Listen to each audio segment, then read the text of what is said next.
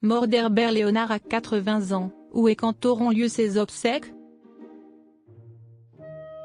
Ce dimanche 2 mars 2025, Herbert Léonard s'est éteint à l'âge de 80 ans. Qu'en est-il du lieu et du jour de ses obsèques? Une bien mauvaise nouvelle pour le monde de la musique française. Ce dimanche 2 mars 2025, Herbert Léonard est décédé à l'âge de 80 ans, à l'hôpital de Fontainebleau, des suites d'un cancer du poumon.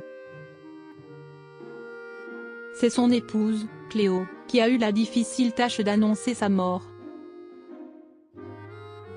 Quant au moment et au lieu de ses obsèques, au moment où nous écrivons ces lignes, l'information officielle n'a pas été encore diffusée. Malade depuis quelques années, Herbert Léonard avait déjà été confronté à de nombreux problèmes de santé, notamment une infection au niveau des poumons. Il avait alors été plus d'un mois dans le coma.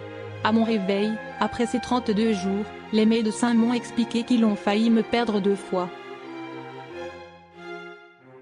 La première chose que j'ai vue, c'est évidemment ma femme qui ne m'a pas quitté pendant tout ce temps-là.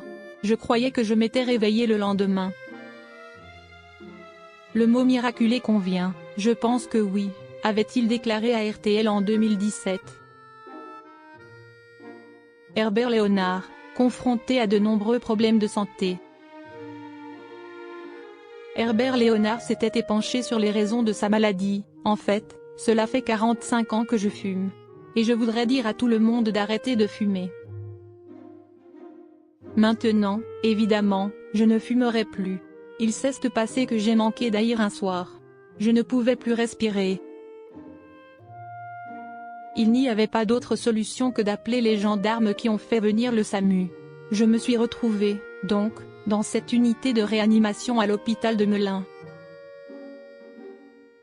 Même malade et à un âge avancé, Herbert Léonard retrouvait régulièrement ses fans sur scène, même s'il a été obligé d'annuler sa présence à son dernier concert à cause de ses problèmes de santé. Sa rencontre avec sa femme Cléo.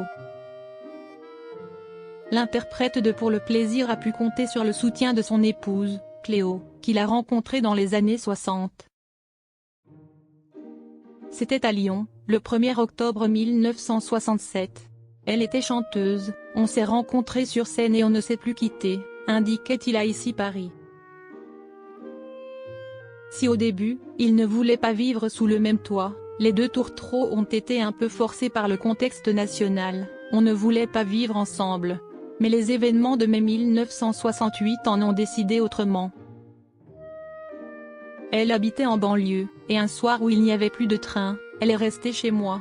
Puis elle est restée pour la vie. Une jolie déclaration d'amour.